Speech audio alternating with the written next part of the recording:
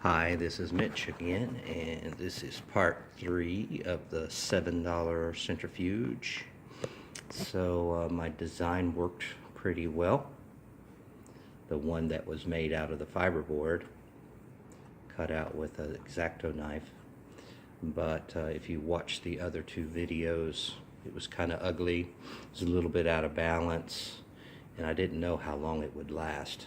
I've been using it for about 2 weeks and it served me well, but I ripped it apart because I took the design that I had and I turned it into a 3D model in CAD.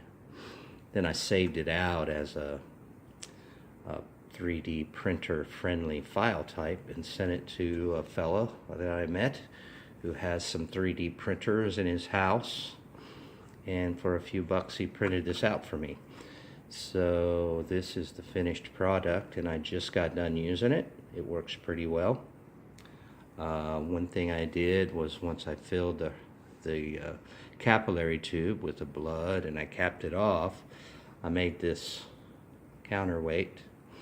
Actually, I weighed the capillary tube on a scale, and then I cut a piece of paper clip to weigh the same amount, and I just stick that in the other side to keep it balanced. And it works pretty well, and it's a little bit sleeker, probably lasts a lot longer, and does everything I need it to do. So if anybody is interested in the final product, if you want to have somebody print it out for you, you'll have to give them some money, or you may have a 3D printer of your own, but it will also be available. Just leave me a message in the comments and I'll make that file available to you. All you have to do is email it to your printer person, and they'll print it out for you, and just follow the same instructions. And this should last for years and years.